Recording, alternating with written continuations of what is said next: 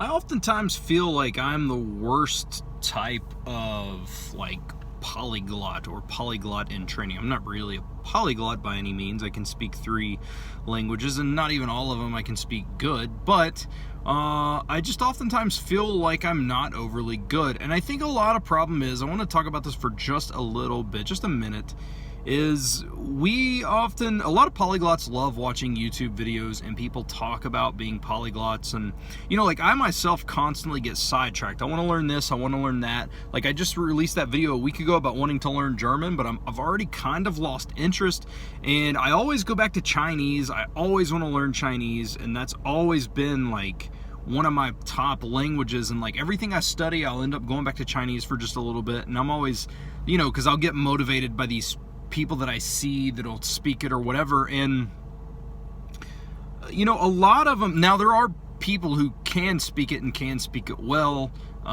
such as Moses or Steve Kaufman or Luke from Full Time Fluency, Luke Truman.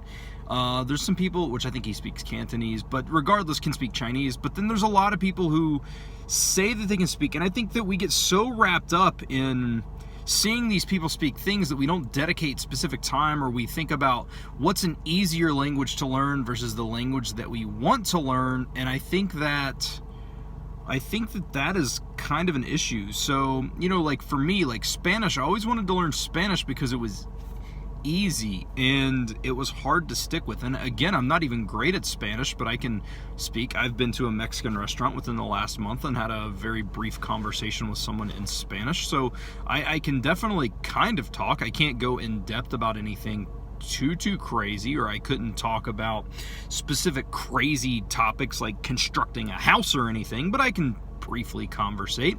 And I keep thinking about what languages can I learn that would make learning other languages easier. And I think it's just a constant struggle with us. And I think it's a constant struggle with anybody who watches YouTube videos, myself included, and maybe whoever's watching this video, because you're currently watching a YouTube video. And it's just, I don't know, man. I feel like there's so much stuff that's set up and so much that these people say and do, but they never really show their actual ability.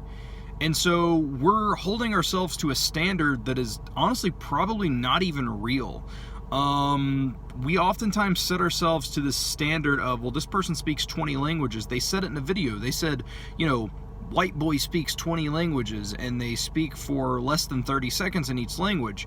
That's not really any proof that they can speak the language, outside of maybe even looking up a couple of things on Google Translate just for the sake of having hits on a video. So I think it's important for us to be careful not to get too wrapped up in that. I made a video a long time ago. It was one of my most successful videos a while back that was called, what the heck was it called? Something about needing to drop the term polyglot or something like that. And because you need to focus on one language first. You can't become a polyglot. It just takes a long time. And I think so many people in the language learning community want to learn 100 languages, but we don't really focus on any one for a specific amount of time.